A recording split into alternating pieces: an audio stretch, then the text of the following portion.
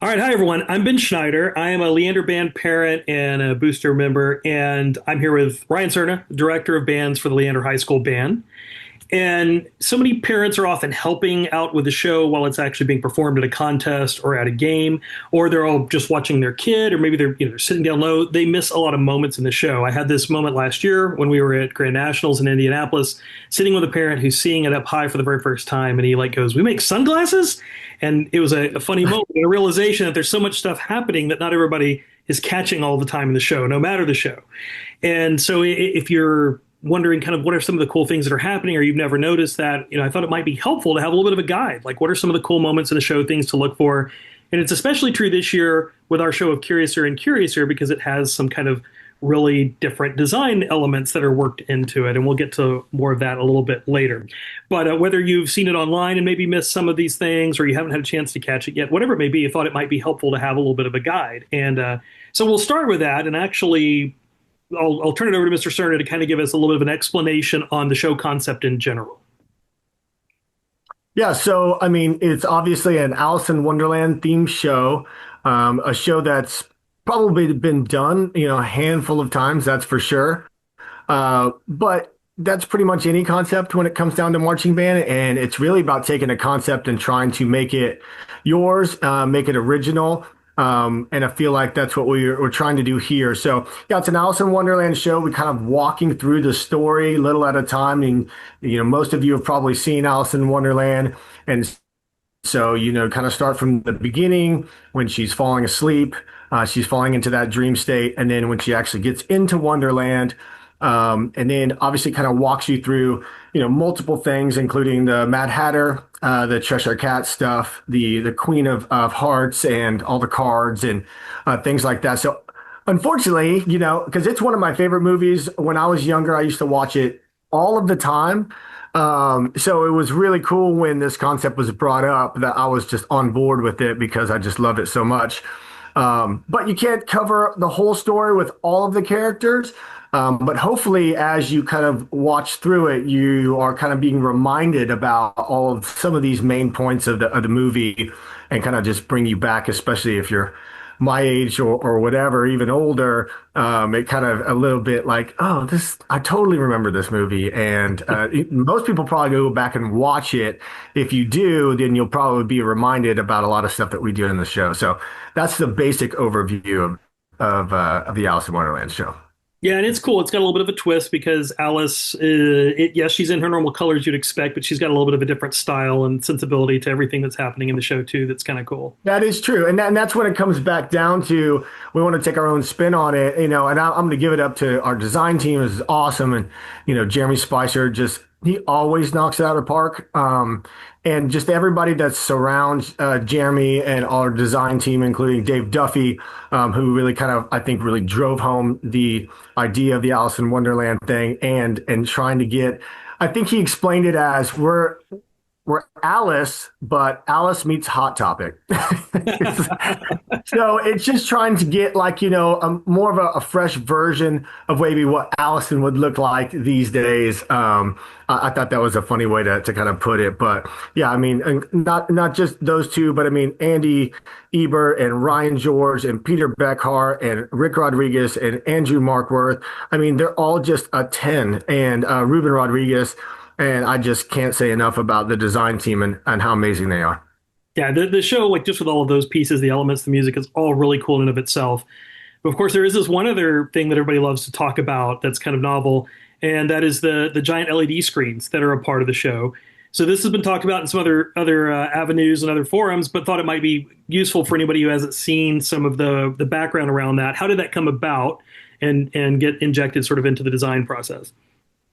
Man, it really was a kind of a fluke situation. It was open house, and I'm just sitting there meeting parents that I've seen for the first time, and Jason Helton came around, and we started talking, and we were just getting to know each other. Somehow, it kind of came. Oh, I think I remember. It came up because that year was last year. We were going to Grand Nationals, and he brought up that he works for a company that has these LED screens inside of the not the Alamo Dome. What is it Lucas called? Oil. Lucas Oil. Thank you, Lucas Oil. And he has screens inside and outside. So like the Jumbotron in the Indianapolis Colts and in multiple places where, he's got these amazing screens. And so he brought it up and just, was kind of just mentioned it. And I was like, that's awesome. And I said jokingly, I was like, I might call you one day. We might need to put those in the show. And ha ha ha. And then we just went on with our day, and that was that. And then, at the end of the season each year in November, our brain starts going, what are we going to do next year? And just what happens because I love this activity so much. And so you start trying to come up with things and, you're searching online and rabbit holing, no pun intended, on all this stuff. And it just struck me, I can't remember how, that, oh yeah, I have a parent, that is involved in all of that. So I reached out to him on a whim and just said, hey, this is, how much money we have. What do you think? And he's like, oh, no, we wouldn't be able to really start there if you guys are paying for it because these are high-end screens and what their company does, S&A Displays, is ridiculous. I think they have 60% of all of the screens like downtown New York, and they're just international, and they just got the ones that we have are from like the Staples Center. And so he's like, yeah, that budget's not going to roll. And I was like, no problem. I get it. I thought I'd just reach out. He's like, you know what? Give me a second. I'm going to call you back. And I think it was like 3 hours later, he called me back and he said, I think we might need to be able to work something out. Basically, he was figuring out a way that he can get us those screens and let us have them. I guess when they were replace screens, a lot of times they just get rid of them. So, they're like 5 years old, but they're, the highest quality and LEDs that you can get. Mhm. And we just needed to go pick them up, and it kind of went from there. So we got lucky and got these things for free. It's ridiculous. I feel super grateful. And I just couldn't feel like I could pass up an opportunity like this. Like Yeah. Yeah. I know what the MO is, so to speak, about these screens and how they can be distracting to the audience and how it's never really worked and, whatever. But that to me was a challenge. And I just didn't feel like I could pass up an opportunity. So I just kind of stuck to my guns on it. And I'm so glad that we did because it's really exciting and it's been a lot of fun to do something original and do something unique. I know it sounds kind of crazy, but they were donated. They're amazing high tech, but they are like hand me down giant LED screens is essentially what it is. They're no longer in use. They're being taken off while new ones are replacing them, and so they just get whatever used for parts, or I don't even know. But essentially, they're like, hey, they're Exactly. there, so there's an opportunity to go try something new. And I agree, like it's who would pass up that opportunity? It's a challenge, yes, especially to figure out how to do it here. And you've mentioned before it was really important to you that these could have just sat in the back and been really like fancy backdrops, right? Or just sort of like animated, better than vinyls, or whatever. But the goal was like, Yeah. no, like do something creative with them and pull them into the show design. So, I know we're going to walk through some of that, but talk a little bit about your thought around wanting to integrate them in the show, not just kind of, have them be backdrops or whatever. Yeah. Before I even got to Leander, I always saw the program as innovative, and I wanted to continue to push that each year that we go by. It's an element that I always want to incorporate. And so, that was part of it is how can we do this, but do it different. When I had, gotten together with Jason and we started talking about all the possibilities, he reached out to me about like the content and how the content is created on the screens. You're downtown New York and you look up and you see all this stuff going on, a lot of that animation, it just has to be created somehow. And like, who's creating that? And, how does that work? And so we started talking about people that do this and that could help us out. And he brought up a name. His name is Aaron Strinka. And this dude is a 10. This guy is absolutely amazing. And he said, go check out some of his work and like go to the Kennedy Space Center and you can watch this 3D stuff and this, space shuttle coming out of the screen. And, he works for all these, huge companies that you would recognize. And all of that content that he creates is just a 10. It is amazing. And I went, we got to do something like that. We got to showcase his talents because it needs to be showcased. This dude is amazing. So we just kind of started in the process, and that's kind of how, how it got started. And obviously, it's been a work in progress, and how you're going to get these things to be married to the marching band show. Like that's the hardest part about it, right? Is trying to make it a part of the show and not something totally separate. Yeah, and it is a challenge where it's not distracting from some of the key moments of the show, but enhancing them and figuring all of that out. And how do you incorporate where the front ensemble goes and the drill and all that sort of stuff to make sure it also works in. So, and there's even been an evolution of that throughout the season for people who have watched pretty closely. You may not notice a lot of it, but there's been a lot of work in progress, as you mentioned, to evolve the content and evolve the show around it to really get that full experience. I think, Yeah.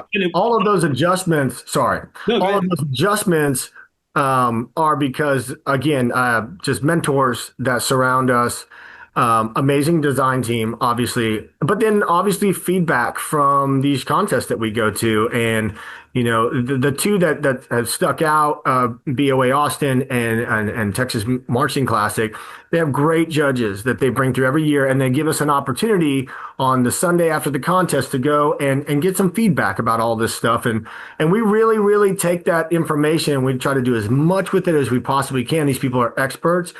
And they just are so smart. So we take this feedback and try to just incorporate it. Like, how do we get this thing just to be a part of the show? How do we, tie in the backdrops? How do we tie in the flags? How do we tie in what they're doing in the drill? How do we create this moment of basically real world marching band show, and then like the dream state and the dream world? How can we get those to like somehow like start to intertwine? And so that's when some of these ideas really start to kind of marinate and end up with what it is now, with a bunch of adjustments. And again, thank you to Aaron Strinko, because I'm bugging him constantly about changing the content, fixing this, fixing that, because of all the feedback that we get. And that's what we've got to do. We got to listen, be humble through this process, and just continue to grow. That's where it ends up getting more and more exciting, is trying to really make it a part of the show and not just something that distracts you. Yeah, yeah, and I always go because I like the video. I go up top as high as I can get on the 50. So I'm always taking it in from up high, live and in the middle of the field. And so I think you get more of that experience. You understand and can capture more of how it's working together. And of course, the screens are big enough and such that you can see what's happening and such. If you sit down low, you may not capture all of that because you're not seeing the entire band. I mean, it's true of any show, but I think it's even more so here maybe with a lot of the elements. And then if you're watching online, I think with any show, it's also true that if you're streaming and watching multicam, they may pop to something, but it's not really the key moment. And if you watch high cam, it may be hard to pick out some of the details. So you just don't get the same experience, even though you can still appreciate a lot of what's happening. So that was a driver behind this as well. Is like, hey, let's give some guidance to kind of know what all is happening. So if you haven't had a chance to see it live or up high, or you're watching it through sort of different avenues, that now you can capture some of those pieces now or pay attention, and then have an opportunity to maybe catch stuff that you're missing if you don't have that same experience, live and up high. Yeah. So we've talked a lot about it. I think it might be really beneficial now to just show the show and talk through some of those moments and where some of those things happen. So we're gonna play out the UIL area, one of the performances from this past weekend that has a lot of these elements going on, and a little bit of showing the show from up high as well as down low, so you get an opportunity to kind of see what all is happening. And Mr. Cerna will walk us through some of those things. Cool. Yeah, I'll try to do the best I can to, without stopping the video, to kind of talk through a couple of these moments that you'll notice. And again, I really want to kind of point out, the interactive aspect of what we're doing, and some of the intent of trying to marry, like I said, the two worlds. So I'll try to point those things out as much as I can. All right, let's do it. Also, by the way, you had mentioned about watching it live or seeing it online. One thing that you'll notice is that if you watch a video that's during the day, you can see the screens a little bit better on a video, and that's because of the contrast between night, and the darkness around it, and then the light on the screens. To adjust the brightness of the screens is something that we've also been working through. I mean, the first show we just didn't know to turn them down, and they were quite bright at night, especially. Yep. And now, working through it, we brought it down to like 10% during the night shows. But still, there's just a lot of contrast between the night and all the brightness here. I think that if you're watching a video like for the day shows, usually you'll be able to see the screens like pretty much right on. So anyway, I just want to point that out. Yeah, and I All right, think listen. inside the Alamo Sorry, go Dome, ahead. inside the Alamo Dome, it'll be more of a standard in between. Like the lighting will be pretty balanced, so probably work pretty well there too. So You're absolutely right. That's a great point. All right. So at the beginning here, really trying to kind of create a first person view of what Alice is seeing. You notice that Stevie, our soloist in the color guard here, is moving around, and she slows down, speeds up depending on what you see on the screens.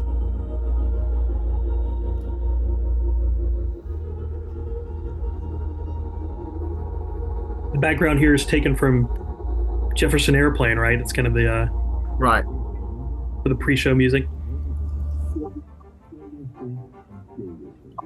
We see the rabbit kind of pop in there. So you notice, like on the screens here is basically the backdrops now. We're incorporating some movement on the screens that matches the choreography in the band.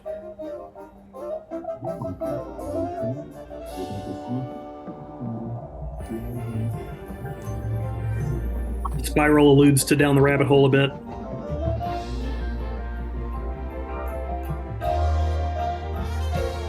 Yeah, so this is Alice jumping down the rabbit hole here. Trying to line that up as best as we can, and she's doing a great job doing that. So here then you're incorporating all the print and the fabric and the guard flags that matches here. And then trying to incorporate this look, this geometric shape movement look with the drill and the screens that you see here. So again, everything's just kind of lined up and coordinated. And they basically part the seas there, and then we end up here basically in Wonderland, as it says. And this is like the beginning of we've gone down the rabbit hole and now we're in Wonderland here. The eat me, drink me thing, just had to throw those in there. That's just iconic to Alice in Wonderland. Erin does a really good job of creating the video to make it look like she's shrunk. I think that's awesome. Yeah.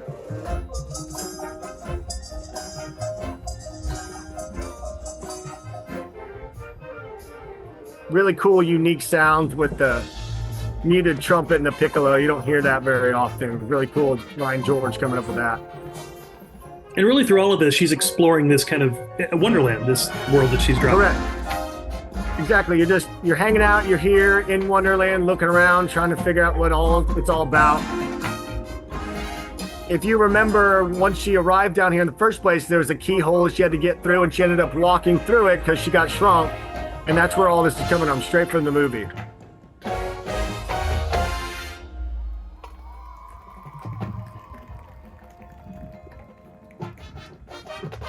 All of this is triggered. We have separate cuts, right? And everything is triggered on a score. And you watch it and we say, okay, press this button here. It's on an iPad. And Camden, our student that works through this, he does an awesome job of triggering each one of these. So the music lines up with what you see. You see the hat moves around with the band as the little features come around here too. Okay, now we're in the tea party. Right, we're in the tea party. Gets thrown out, and this is an interactive space here with Case, right? So now the real world and the dream state are interacting again. He does such an awesome job of selling this. And the band, just big old moment here, and he gets thrown back in there. It's cool and unique to be able to incorporate all of that. I think it works really, really well as far as the interaction goes. The beginning stuff with Stevie and the stuff with Case. Yeah, we have a few more moments of like that throughout the show, right? So Right. Over here on the left, you'll see Blake in his solo. He's killing it. It's awesome. But we purposefully put content just on this left screen that's moving to draw attention to him. If the rest, that was another challenge, right? Is the screens can't always be doing stuff. Like they have to be stagnant at times. So we say, don't look at these, look at the band.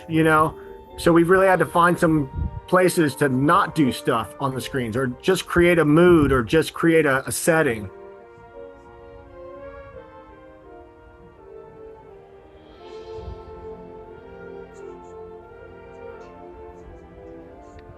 and the Cheshire Cat's kind of doing its thing, evolving Yep. through and all throughout Smile, and then there's Yep. So this is all, this idea of the Cheshire Cat right there. He's so whimsical and, unique. And so this was really cool. I got this idea from like America's Got Talent. You see some of those like where they're just interacting with the screens, they dance together and then they're not together. And just another way to try to interact in there as basically kind of a shadow that's going together, and then they separate the shadows and go opposite directions. And of course, you would get the big ballad moment for Smile and beautiful swing flags and everything. It's all color coordinated there. That's really cool. Yep, exactly. See the castle in the background, it's a little foreshadowing about what's about to happen. The idea here was, you saw the tree at the beginning in the center. And if you remember the 1951 version of Alice in Wonderland, where he basically kind of like pulled back the curtains or the tree a little bit, and all of a sudden there was this opening that she could go through. That was the next level. So that's kind of where all this, kind of started from that idea in the 1951 version. And we're giving a little nod to the percussion. We're going to kick us off here. Yeah, so you'll see all these white roses here. We're going into the castle area. And we're painting the roses red here. Perfect for a percussion feature, just big, full, fun, and then just being able to hit accents here, just like in the movie, we're just splattering paint, trying to paint those roses. This iwi, again, so this instrument we came up with just because, again, trying to do things different, trying to be innovative here and create different sounds, and I think this fit really well with this particular piece that John Mackey wrote, Harvest. For the cards, obviously, and you see the cards actually are matching with the band choreography, going this way, going that way. All purposeful. And lining up all of this stuff, again, it's all triggered to purposefully stop. Now you're supposed to look at the band. Color guard matches here. We've got colors coming in, like the cards. Exactly. We've got cards on the flags here.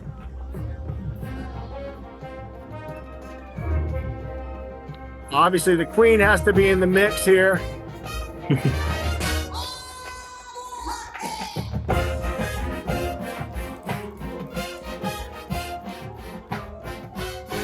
Now, Alice is trying to get out of her dream. You remember the original scene where she's just running around, sees all the different characters, and this is, basically that. You'll see cards kind of falling, people chasing her, trying to get out of her dream. She sees that rabbit hole, trying to get out. There she is. And then we just threw the twist in there, man. I know she's supposed to wake up at the end, but again, where's innovation in our own version of it if we're not going to come up with something original? So to come up with an idea at the end, it's hard to do. We could have just had her come out, and maybe that's an option down the line. The cool thing is about these videos is, you can mess around with different things. You can change that, and it's been actually kind of nice and some of what we do, we don't have to make changes with 250 kids. You know what I'm saying? Is that we go, hey, Yeah. let's need to call up Aaron Strinko and go, hey, man, can you do this instead of that? And it affects no children and all you except for Camden, boom. And and it's nice because then we can focus on, just cleaning and trying to be more musical and all of that other kind of stuff. So that part of it, the ending part is just what we thought would be nice to have a little twist at the end.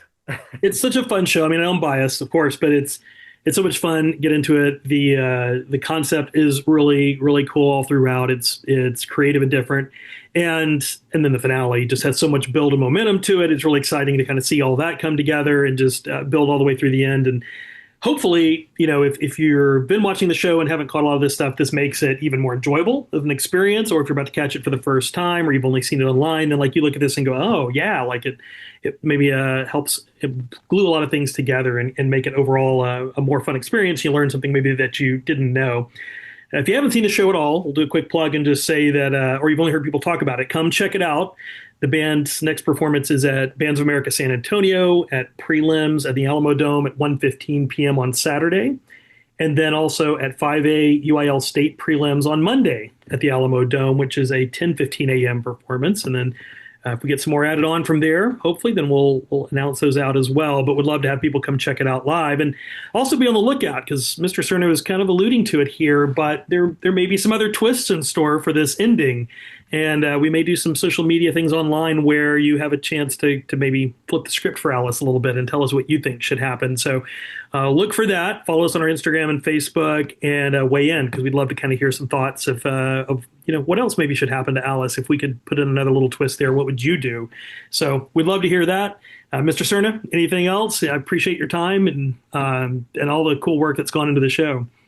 Yeah, no, thank you for doing this. It's been a lot of fun. Again, it's just new challenges are always great for old dudes like me, and and I just like I said, I mean, just love my job and love the opportunity to create and try to do things new and different. And that was the goal here, right? It's just to kind of step outside of the box and that's just kind of part of what I feel like Leander is, and just love that about this group and these kids are amazing, and they really take this show and they make it come to life.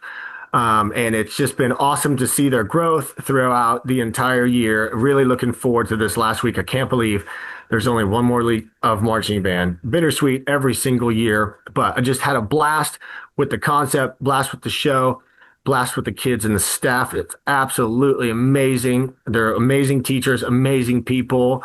The parents are just unbelievable at Leander. And I'm so grateful for you, Ben, and everybody else that's involved in this project. We're just a huge family, and I'm going to miss everybody at the end of the year. It's always really difficult, to end these marching band years because we all get to come together, as a family. And so, I'm really going to try to sit back and take in this last week, man. I'm really excited about it. I Thank you am for doing too. it. Yeah, thank you. Thank you for doing it. Thank you and the staff for all the hard work and amazing things that you do for the students. We greatly appreciate you. There are so many wonderful parent volunteers. It really does take the full village. And that's the amazing thing about band. And like I've told so many parents, you go to contests, you hope for great results and all that sort of stuff. But regardless of that, when that all settles out, whatever happens, the beautiful thing is you get to come back and watch these performances and enjoy them no matter where they finish, no matter what happened, because they're fun, they're entertaining, they move you. And that's something that's unique about this event. It brings everybody together, and you get to relive that experience over and over. And hopefully get some validation for it from the crowd and the judges and whatever. But at the end of the day, it's just about putting on a great show, entertaining, and hopefully giving people something that they'll remember and they've never seen before. So thank you Right. for carrying that torch. Absolutely, man. My All right. pleasure. Hope to see everyone in the stadium. Thank you. And let's go Leander Band. If you'd like to check out the full performance featured in this video without us talking over it, click the link in the card above and you can check out the amazing Leander Band and all the great work the students have done putting on Curiouser and Curiouser this last Saturday at UIL area prelims. Thanks.